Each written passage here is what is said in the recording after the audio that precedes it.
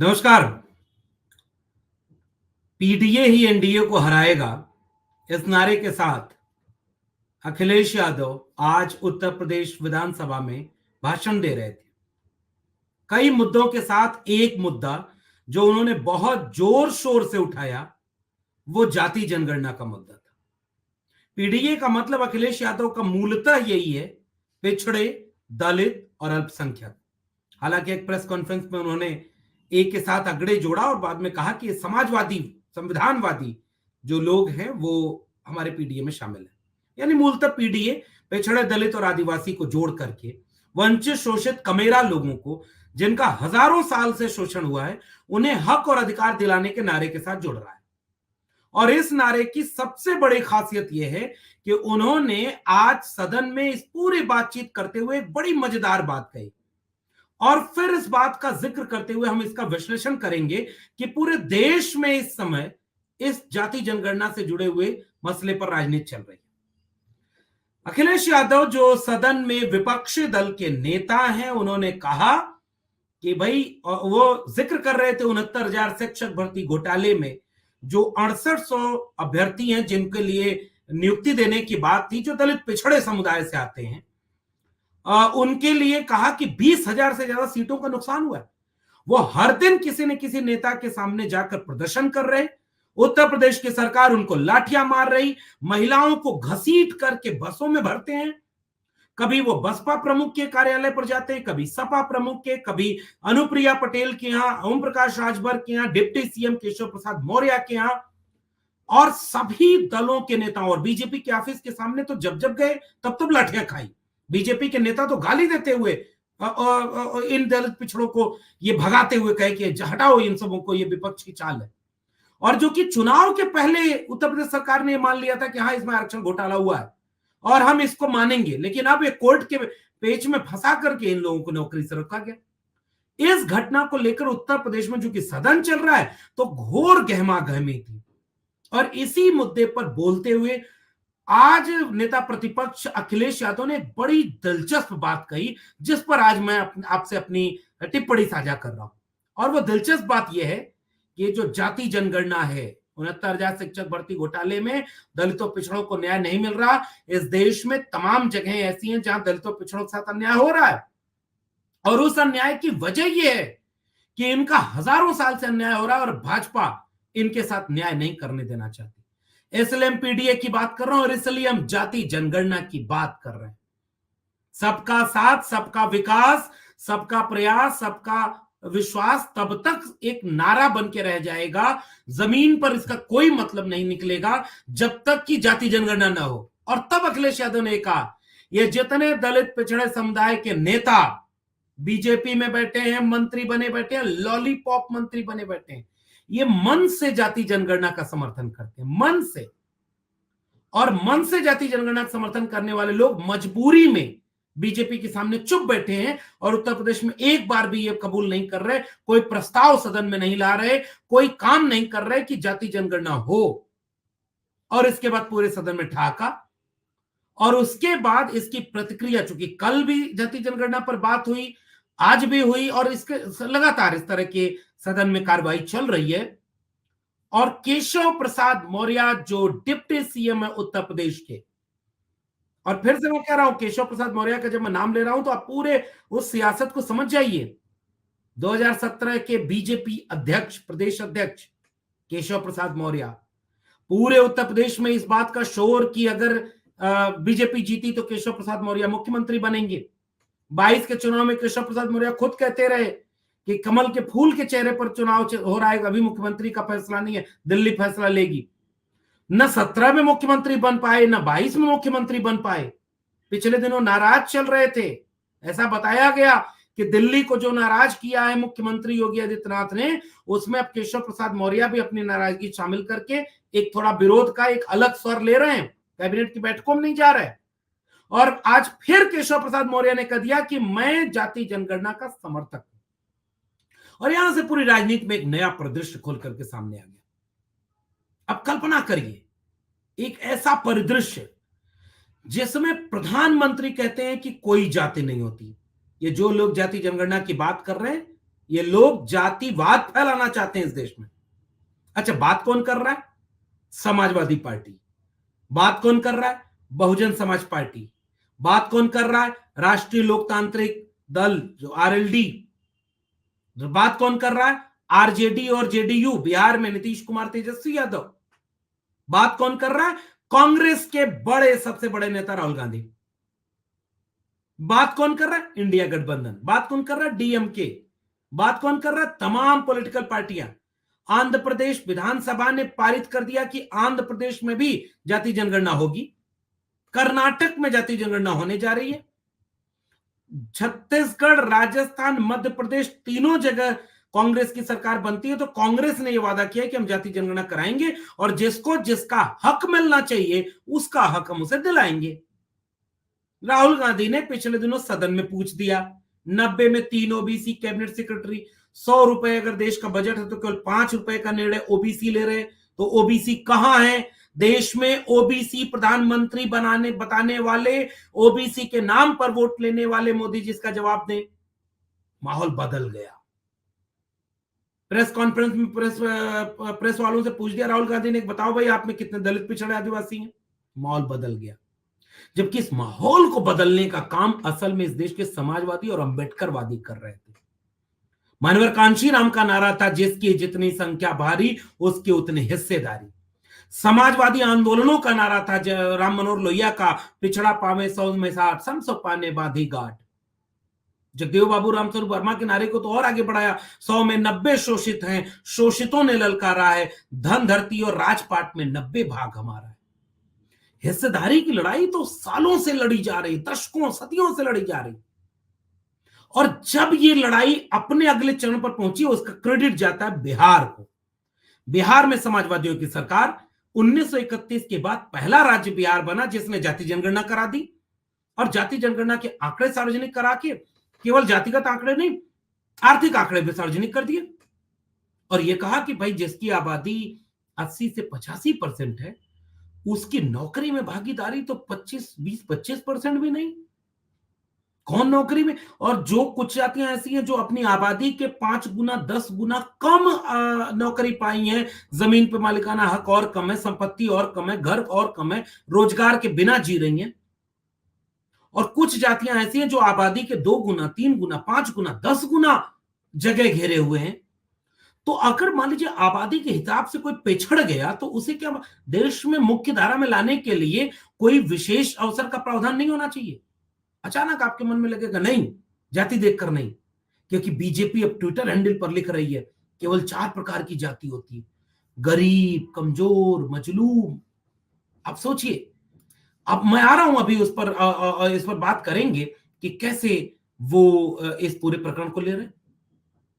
और सोचिए, बिहार ने जब जाति जनगणना कराई और उसके आंकड़े सार्वजनिक करके यह कह दिया कि जिसका जितना हक है उसे उतना हक मिलना चाहिए, और उसको हक दिलाने के लिए हम ये आरक्षण की सीमा भी 75% कर रहे हैं, क्योंकि 10% ईडब्ल्यूएस आरक्षण लागू होने के बाद आरक्षण की अपर लिमिट खत्म हो गई है। और अगर इनको आरक्षण नहीं मिलेगा तो इनको मुख्य धारा में नहीं जगह मिल पाएगी। अब अचानक आपको लगे होगा कि नहीं, आरक्षण तो आर्थिक आधार पर देना चाहिए, गरीबी के आधार पर देना चाहिए।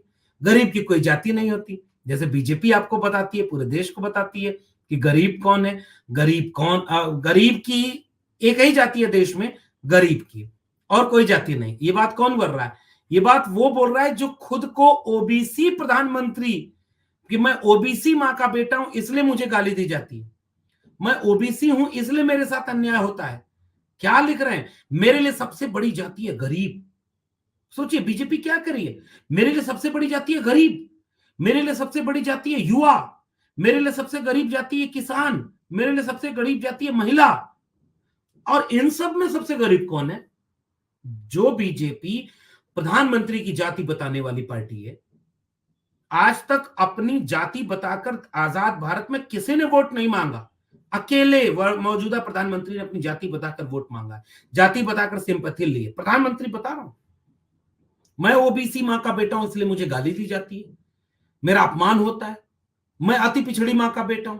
हमने सबसे ज्यादा कैबिनेट मंत्री दिए, हम 27 कैबिनेट मंत्री, बोर्ड होर्डिंग लगाकर प्रेस कॉन्फ्रेंस करके इस देश में जातियां बताई गई। आजाद भारत में पहली बार किसने किया? बीजेपी ने किया। हमने सबसे ज्यादा मुख्यमंत्री कौन दिए? बीजेपी ने दिए। सबसे ज्यादा एमपी एमएलए और एमएलसी किसने दिया? बीजेपी ने दिया। तो आप बार बार सफाई भी दे रहे हैं कि नहीं, हमने जातियों के हक मारे नहीं, हम सबको जो हक देते हैं। और जब वो जातियां अपना हक मांगने के लिए जाति जनगणना की बात कर रही हैं, तो आप कह रहे हैं कि गरीब ही एकमात्र जाति होती है, महिला जाति होती है, युवा जाति होती है और मजदूर जाति होती है। गरीब, युवा, महिला और किसान।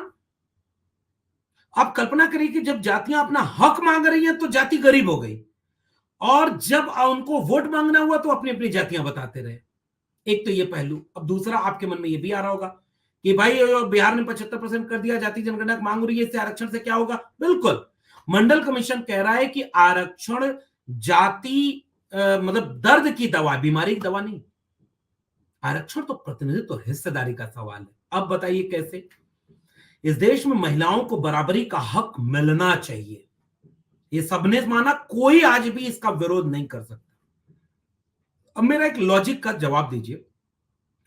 पुरुष वर्चस्व को तोड़ने के लिए महिलाओं को बिना आरक्षण दिए बराबरी की जगह नहीं मिल सकती, यह मान्यता अब इस देश में हो गई कि नहीं? 35% आरक्षण।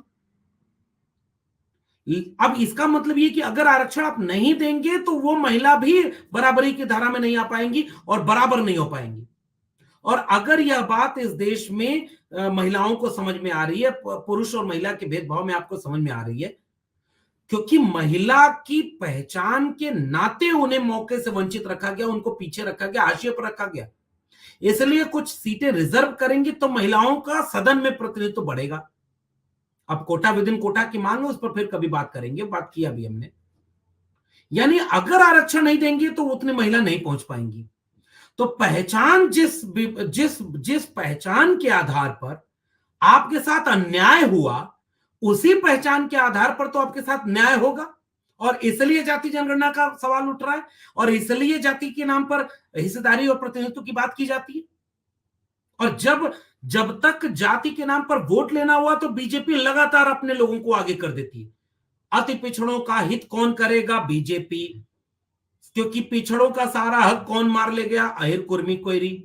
तो बिहार ने क्या किया कि जब जातिगत जनगणना के आंकड़े सार्वजनिक कर दिए तो पता चला कि नौकरी में जिस यादव को सबसे ज्यादा बदनाम किया गया, 14.63% आबादी है, और नौकरी में हिस्सेदारी 1.55% है। आबादी से कितना कम? 15 गुना कम। तो इससे क्या होगा कि जैसे जाति जनगणना की मांग होगी तो भाई जब तक मुसलमान को दुश्मन बना करके हिंदू मुस्लिम करा दे, मंदिर बन रहा है, 370 हटा दिया, ट्रिपल तलाक खत्म कर दिया, तो सारे हिंदू एक हो जाते हैं। बीजेपी का इसमें फायदा हो जाता है। और जैसे ये सवाल पूछा जाता है कि नहीं भाई, एक बात जरा हमको ये बताई जाए कि जरा हिंदू जो जो लोग थे, हिंदू के नाम पर सब आपको वोट दे रहे थे, उनका हक कौन मार रहा? दूसरा वाला हिंदू। और जो आपकी जाति व्यवस्था है, जो घोड़ी चढ़ने से मारता है, जो मूंछ रखने, आज भी मारता है, इंटरव्यू में नंबर कम देता है, प्रोफेसर, इंजीनियर, डॉक्टर जिनके नहीं है, जमीन का मालिकाना हक नहीं है, और जाति के नाम पर गैर बराबरी और भेदभाव है, तो ये तो हिंदू का शोषण हिंदू ने किया। तो जैसे ही भीतर से सवाल पैदा होगा, धर्म की राजनीति अपने आप ध्वस्त हो जाएगी। इसलिए अब लेकिन दूसरी बात यह भी है कि इसलिए बीजेपी इसको स्वीकार नहीं कर पा रही, इसलिए बीजेपी जाति जनगणना नहीं करा रही। इसलिए बार बार ये जब जाति जनगणना सवाल आ रहा है तो वो कह रहे हैं कि एक ही जाति होती है, गरीब की, महिला की, युवा की, किसान की। मोदी जी खुद, जबकि सब जातियां राष्ट्रपति की जाति बताने के लिए इस देश में प्रेस कॉन्फ्रेंस हुई है, और किसने किया है? वही जो आप कहते हैं गरीब की जाति होती है, और कोई जाति नहीं। तो जब तक जातियों को लाभ लेना था, एक जाति को विलन बनाकर रखना था कि इन्होंने सबसे ज्यादा हक ले लिया, तुम्हारा हक नहीं मिला, अब तुम आओ हमारे यहां। अब 69,000 शिक्षक भर्ती, हर जाति वाले कह रहे हैं कि भैया तुम्हारे में भी तो हमको कुछ हक नहीं मिला, तुम तो दलित पिछड़ा विरोधी मोदी और योगी, ये नारे लग रहे हैं उत्तर प्रदेश की सड़कों पर। और समाज इस बात को जागरूक हो गया है कि भाई हमको हमारा हिस्सा मिला नहीं। तुम्हारी 6 साल, 7 साल, 8 साल, 9 साल सरकार रही, केंद्र और यूपी दोनों जगह मिला नहीं। तो केशव प्रसाद मौर्य को भी लौटकर अपने इलाके में प्रचार करने जाना है, अपनी जातियों में, क्योंकि इन लोगों को तो दो ही काम मिला होता है। जितने दलित पिछड़े नेता बीजेपी में हैं, उनका दो काम है। एक, जितने दलित पिछड़े विपक्ष के लोग हैं उनको गाली दो, उनकी आलोचना करो, उनको हमला करो। ताकि तुम हमला करोगे तो वो पलट कर तुमको कहेंगे, तो हम विपक्षी नेता को तुम्हारी जाति विरोधी कह देंगे, देखो तुम्हारी जाति का अपमान कर रहा है। तो लगातार इनका काम यह होगा कि विपक्षी दल के अपने वंचित शोषित लोगों के ऊपर हमला करना, और दूसरा काम है अपनी जाति का वोट लेकर के बीजेपी की झोली में डालना। अब ये दो काम में लगे। तो जब ये सारे दलित, पिछड़े, आदिवासी, इवन स्वामी प्रसाद, केशव प्रसाद मौर्य, अनुप्रिया पटेल, आशीष पटेल, ओम प्रकाश राजभर, दारा सिंह चौहान, संजय निषाद, ये सारे लोग अगर उत्तर प्रदेश में जब वोट मांगने जाएंगे अपने इलाके में, तो जनता तो भाई धीरे धीरे जागरूक हो रही है ना। उनके लोग तो धीरे धीरे जागरूक हो रहे हैं कि भाई बीजेपी से हमें क्या मिला, तुम्हारे सरकार से क्या मिला, तुम्हारा सब कुछ बन गया, लेकिन तुम कह रहे हो मंदिर मिला, तो हमारे बच्चे को रोजगार मंदिर में दिलवा दो। जनता इस लेवल पर धीरे धीरे जागरूक हो रही है। अच्छा भाई, हमारा हक इन्होंने सपा ने मार लिया, बसपा ने मार लिया, तो बीजेपी ने नहीं मारा, हमने बीजेपी को वोट दिया, अब हमें आपने क्या दिया? अच्छा भाई, जाति जनगणना हमारा मुद्दा है कि नहीं, जनता पूछेगी इन बीजेपी के नेताओं से। अब उनको ये पूछे पता है कि जाति जनगणना अगर होगी तो हमें हमारे हिस्से का हक मिलेगा, हमें पता चलेगा कि हमारा हक कौन मारा है, और जो हमारा हक मारा है हम उसे पहचान लेंगे, और जहां से हमें अपना हक चाहिए वो हमें हक मिलना होगा। तो वोट मांगने तो इन सारे लोगों को अपनी जमीन पर जाना है। इसलिए गौर से इस पूरे मसले को समझिए। अमित शाह जब बिहार जाते हैं तो क्रेडिट लेने के लिए कहते हैं कि ये बिहार में जाति जनगणना तब पास हुआ जब बीजेपी सरकार में थी, यानी जाति जनगणना कराने का फैसला किसने लिया? हमने लिया। तो बिहार की जनता इतनी जागरूक है कि वहां जाकर गृह मंत्री को क्रेडिट लेना पड़ रहा है कि हमने जाति जनगणना कराई। तो वही गृह मंत्री एक फोन करके उत्तर प्रदेश के मुख्यमंत्री जो उसी बीजेपी के हैं, डबल इंजन की सरकार है, वहां जाति जनगणना क्यों नहीं करा रहे? बात समझिएगा। और यह सवाल केशव प्रसाद मौर्य से भी पूछा जाएगा, अनुप्रिया पटेल से भी, और पूछा जा रहा है। जैसे 69,000 शिक्षक भर्ती घोटाले वाले इसके शिकार अभ्यर्थी इन सारे नेताओं से पूछ रहे हैं भाई आप हमारे लिए न्याय की बात क्यों नहीं कर रहे? चुनाव में तो आप बोल रहे थे, सरकार ने मान लिया था कि हमारे आरक्षण का घोटाला हुआ, आपकी किसी वैकेंसी में हमारे दलित पिछड़ों का न्याय नहीं हो रहा, आप जाति जनगणना का भी समर्थन नहीं कर रहे। तो यह सवाल जनता का सवाल है, और उस जनता का सवाल है जिसको बरगलाकर बीजेपी ने वोट लिया है, और बरगलाने के लिए आगे उन्हीं दलित पिछड़े नेताओं को किया है जिन्होंने ये कहा कि यादवों ने सारा हक मार लिया। तो अब 69,000 शिक्षक भर्ती घोटाले में सदन में कौन बोला? अखिलेश यादव। सदन में कौन बोला? पल्लवी पटेल। सदन में कौन बोला? राम अचल राजभर। सदन में कौन बोला? लालजी वर्मा। सदन में कौन बोला? अवधेश प्रसाद चौधरी, जो दलित समुदाय से आते हैं। तो विपक्षी दल के दलित पिछड़े नेता जाति जनगणना पर घेर रहे हैं बीजेपी को, और अमित शाह जाकर के बिहार में जाति जनगणना के क्रेडिट भी ले चुके हैं। गोपीनाथ मुंडे, हुकुमदेव नारायण 2010 में संसद में खड़े होकर जाति जनगणना के पक्ष में बोल चुके हैं। इसलिए अखिलेश यादव ने आज ये कहा कि हम पीडीए की लड़ाई लड़ रहे हैं। केशव प्रसाद मौर्य की ये मन से जो जाति जनगणना चाहते हैं, ये बीजेपी से जाति जनगणना क्यों नहीं करा पा रहे, और यहां बीजेपी पूरी तरह से गिर चुकी है, और बीजेपी इसका विरोध नहीं कर सकती क्योंकि बिहार में वो देख रहे हैं कांग्रेस जाति जनगणना चाहती है, सपा जाति जनगणना चाहती है, आरजेडी जेडीयू ने जाति जनगणना करा के पूरा समीकरण बदल दिया, बीजेपी के सामने चुनौती पैदा कर दी, पूरा खेल बदल गया। और कल तक आप ओबीसी के नाम पर वोट मांगते रहे, तो आज तो आप ये कह नहीं सकते कि हम नहीं जाति जनगणना कराएंगे, विरोध नहीं कर सकते। इसलिए बार बार आप कह रहे हैं जो जाति जनगणना की मांग कर रहा है वो जातिवाद फैला रहा है। योगी आदित्यनाथ ने इंटरव्यू में बोला कि मुझे गर्व है कि मैं ठाकुर जाति से आता हूं, उस जाति से जिसमें भगवान भी पैदा होते हैं। ये जातिवाद नहीं फैलाना था।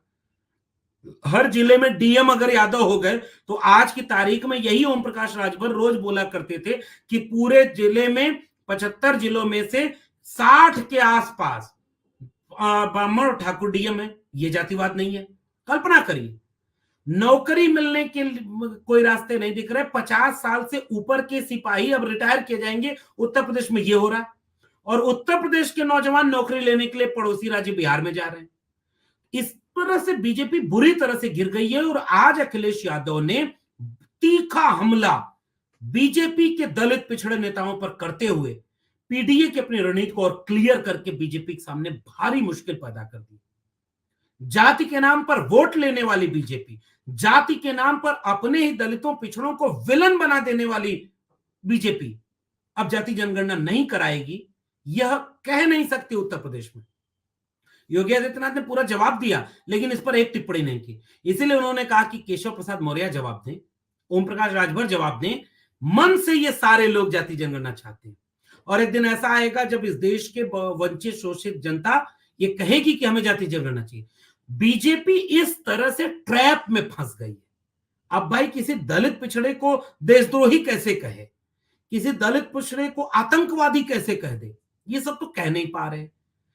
अब उसी दलित पिछड़े का वोट लिया है, और अगर यही पीडीए की रणनीति, अगर जो है सपा बसपा की रणनीति, कांग्रेस की रणनीति अगर जमीन पर उतर गई और जमीन पर जाति जनगणना के फायदे लोगों को समझ में आ गए, तो कल्पना करिए कि केशव प्रसाद मौर्य के कहने पर मौर्य बिरादरी वोट देगी या स्वामी प्रसाद मौर्य के कहने पर देगी, जो जाति जनगणना के पक्ष में।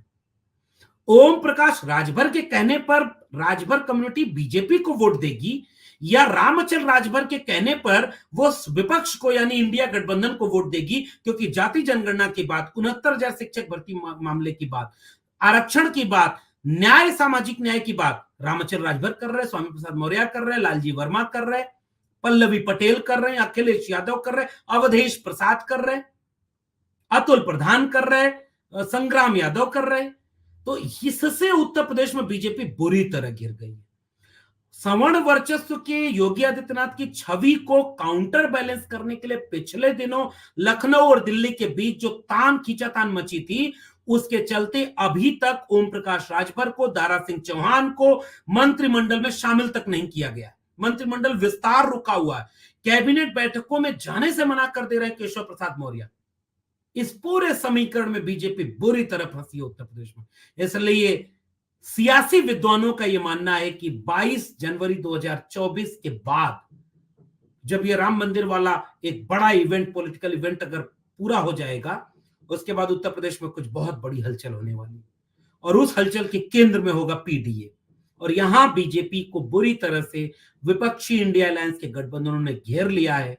बीजेपी जाति जनगणना का विरोध करके अपने वोटर को नाराज नहीं कर सकती, अब भटका भी नहीं सकती कि तुम्हारा हक तुम्हारे पिछड़े दलित नहीं मार लिया, और जनता कहेगी कि हमारा जाति जनगणना क्यों नहीं करा रहे।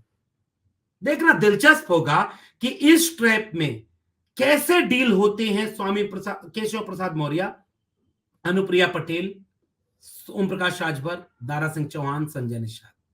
जनता जागरूक होगी तो नेता की राजनीति जुमलों वाली और भटकाने वाली नहीं हो सकती, बांटने वाली नहीं होती। और उत्तर प्रदेश बीजेपी बुरी तरह से इस ट्रैप में फंस गई है। आगे हम इसका विश्लेषण करेंगे कि ये किस दिशा में करवट लेगा। देखते रहिए इस सोशल मीडिया प्लेटफॉर्म को। फिर मिलेंगे किसी और विश्लेषण के साथ, तब तक के लिए बहुत बहुत धन्यवाद।